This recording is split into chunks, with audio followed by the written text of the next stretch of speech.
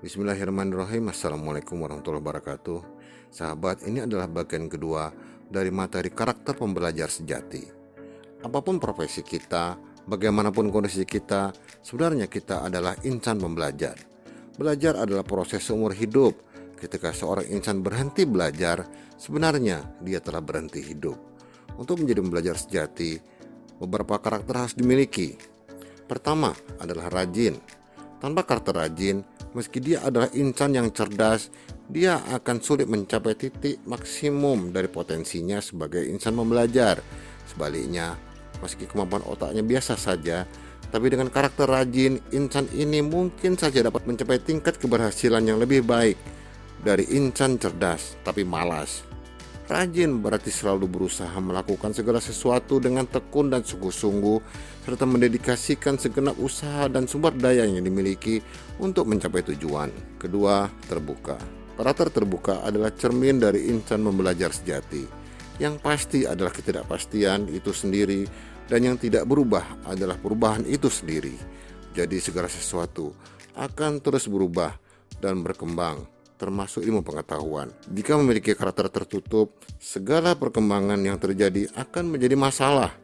Galileo Galilei dan Kopernikus adalah contoh korban dari sesuatu yang salah, tapi saat itu dipercaya adalah kebenaran mutlak. Karakter terbuka tidak hanya mampu beradaptasi dengan berbagai perubahan dengan baik, tapi juga akan membentuk sikap ingin tahu dan penasaran, sehingga akan memiliki pengetahuan yang lebih banyak, wawasan yang lebih luas, dan akhirnya cara berpikir yang lebih baik. Ketiga, target.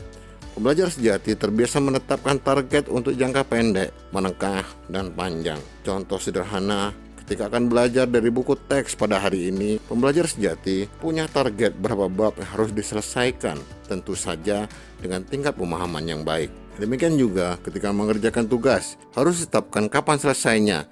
Jika tidak, proses belajar mungkin akan molor, bahkan bisa saja tidak selesai. Akibatnya, waktu akan terbuang percuma tanpa hasil apa-apa. Target menunjukkan keseriusan dalam melakukan sesuatu.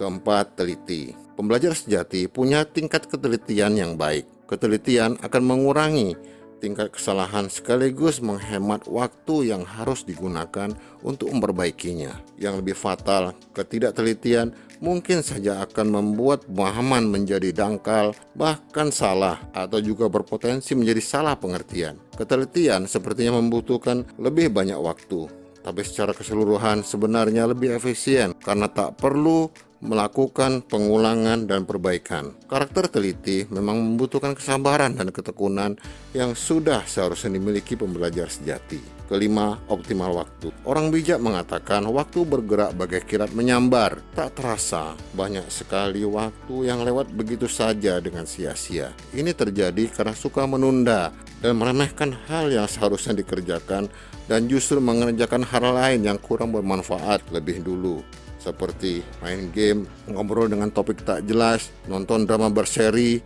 atau sekedar nongkrong dengan teman-teman.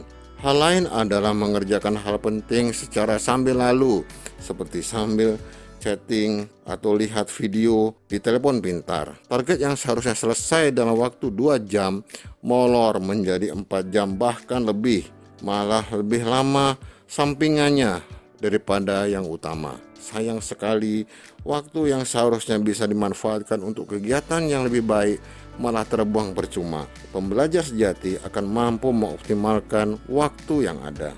Sahabat, sebenarnya masih banyak karakter lain yang harus dimiliki oleh insan pembelajar sejati. Semua karakter ini harus dibentuk, diasah dan dikembangkan sehingga menjadi karakter keseharian, karena belajar adalah proses seumur hidup. Lanjutkan dengan berbagai materi Revolusi Belajar di kanal YouTube ini. Selamat belajar, semoga berhasil. Amin. Wassalamualaikum warahmatullahi wabarakatuh.